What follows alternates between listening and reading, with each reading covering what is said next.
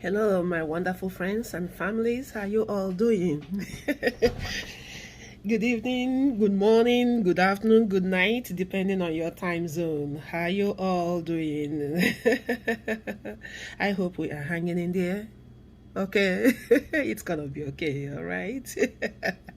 We just have to take it one day at a time. Okay, it's gonna be okay one day. Let's keep it positive. Yeah. I am back to talk about the part 4 of my Lost Descendants series. yeah,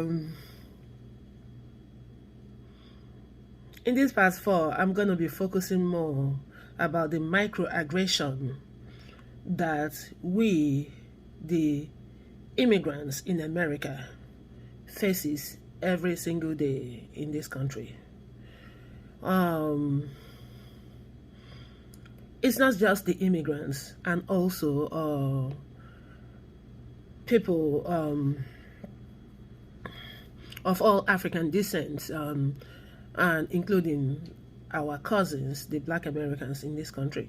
We Black people, we constantly face this microaggression everywhere, at workplace, even when you are speaking to the customer service, the service providers, everywhere you turn in this country. And this can really take tolls, okay, in people's mental health. Back to the immigrants, part of the deal. For those of us that immigrated from somewhere else, we have a different challenges, because everything is working against us. Our accent is working against us. Our names is heavily working against us. It's a situation in a country where you cannot be yourself.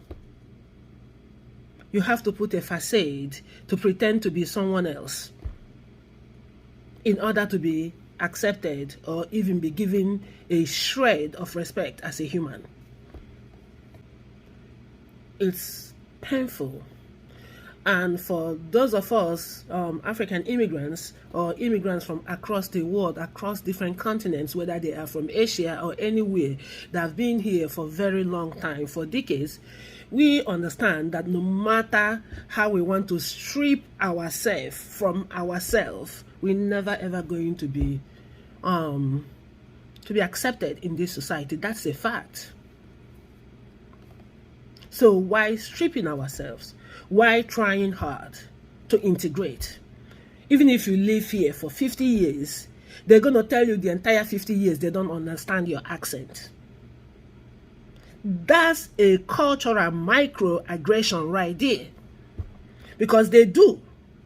But they just want to remind you once again that you're not from here. You are a total stranger. You don't belong here.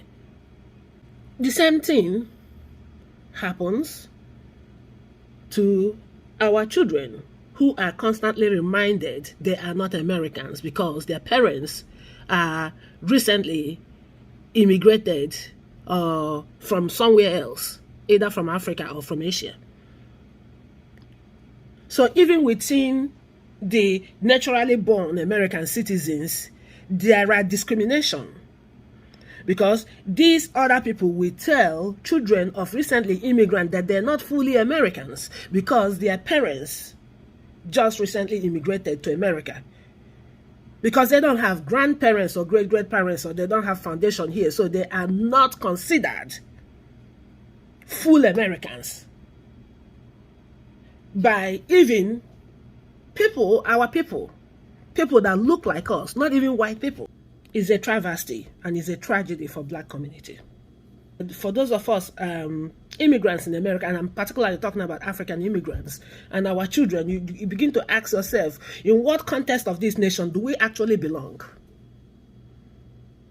Because we have to belong somewhere. This is why people like me realized a long time ago that there is no place like home. Anyone can label Africa whatever they want to label Africa. They can call it jungle, they can call it S-hole, they can call it, whatever. We are living in the hut. Fine. But you can live in your hut with freedom, happiness, and joy. Your home is your home. I realized that a long time ago. And I'm going to share my experience. Now, few minutes ago, I called a service to speak to their customer service. And this lady tried to make me repeat myself over and over. And I was like, wait a minute, what are you doing? I mean, excuse me? Why do you have to make me repeat myself? And she said she did not understand my accent. She did not understand my accent. Well, I don't claim to have US accent. I don't. I wasn't born here. I will never have US accent. I'm not trying to have US accent, but I speak clear and fluent English that anyone can understand. But this is that microaggression. But that particular agent is messing with the wrong person, because I'm going to file complaints against her, and I'm going to have someone else talk to me, because I can waste time with someone who cannot understand me, and I got no time to even repeat myself like they are deaf. Yeah, this is the world that we live in America. They cannot stop. This is the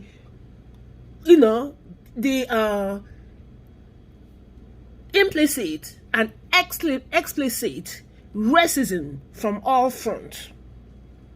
Personal racism, institutional racism, and cultural racism. When people try to ridicule your accent or ridicule your nationality, okay, or your name, those are cultural racism. There are 3 types of racism. The individual personal racism, like someone can call you names and call you N-word and call you all that. That's the least form of racism. Okay? Another one is the cultural racism, and the institutional racism. That is the bad one. That is the bad one that is holding everyone, every minority, every demographics of minorities in this country down. So, I'm not even talking about that. I'm focusing on cultural racism here, like the one that I just experienced. Why would any African parent continue to encourage their children to bend over backwards, strip themselves of their own humanity, in order to be accepted in this cold place? This is what it is. If you think that this is a bit exaggerated, maybe you want to, research on YouTube on certain group of Black people that really hate Black immigrants, particularly of Nigerians. Read their comments and then come back to tell me that I am not right. Even children, our children born of first generation African immigrants are their target. They don't believe that those young people like them are Americans. They bully them. One of them that was recently killed by his girlfriend did not get support from them. And according to them, they said that they have issues with a tweet that he made 2012 when that gentleman was 17 years in high school. and they held it against him and did not support and not supporting the fight for his justice. And I think it's a smoke screen. It's not about the tweets. It's what they have against this particular African nation, Nigeria. For some reason, I don't know what they have against Nigeria, regardless that most of their DNA comes from Nigeria. I just don't understand it. I read their comments and I can only shake my head, because at this point, it's a catch-22 situation. Now, we black people of black and African descent, have one major oppressors that is, really, really holding us down and mistreating us in this country. And within the demographics of black community, we have these other people that is mistreating the recently immigrants.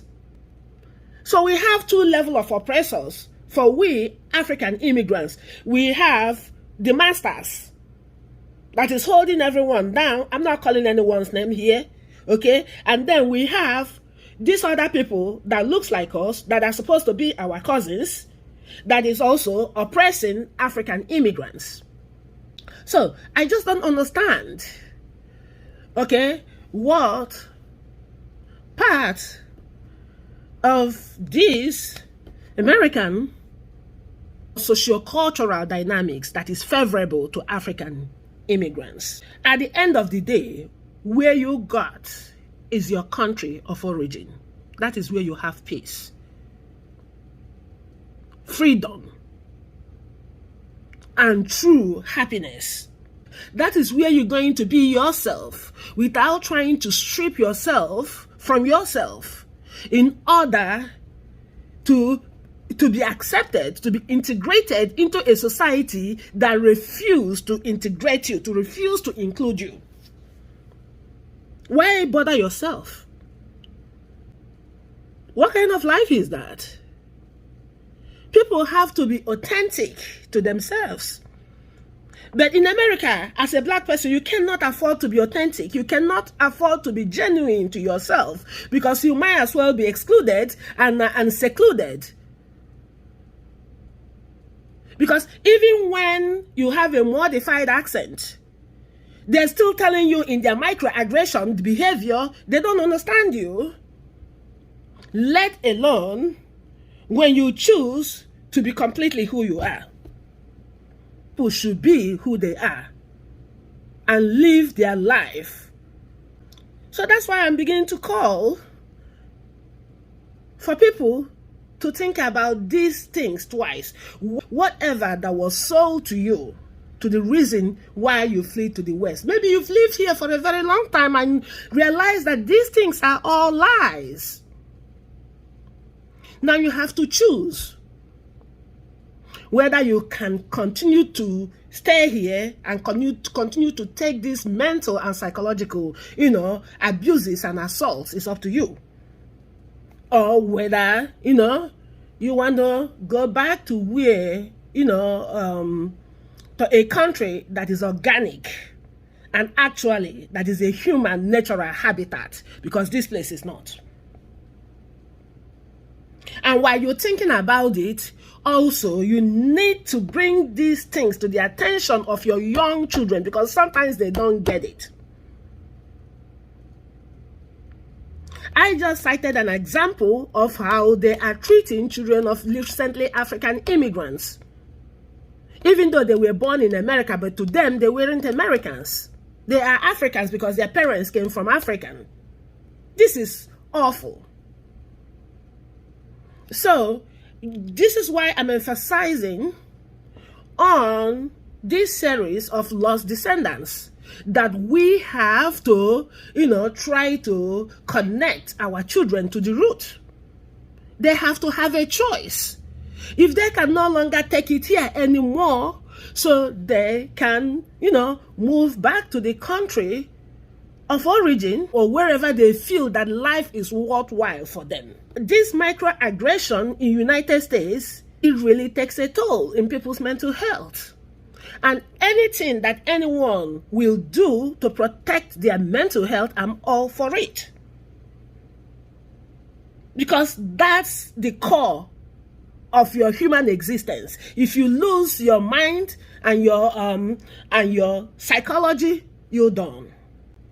But this place, your mental health and your psychological well-being gets beaten every single day, no matter how long you live in this country.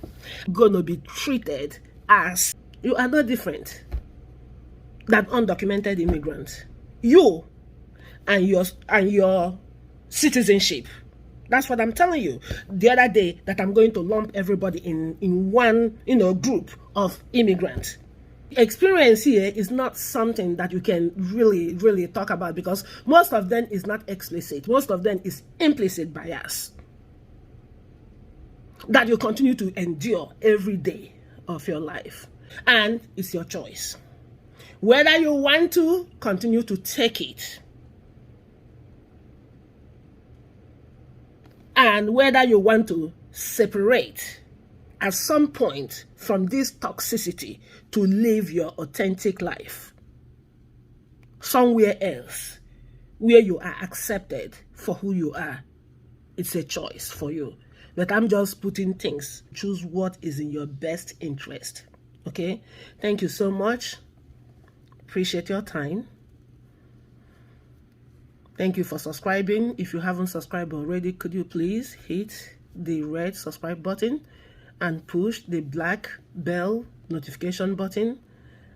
I will appreciate that so much. It goes a long way. Thank you. Peace.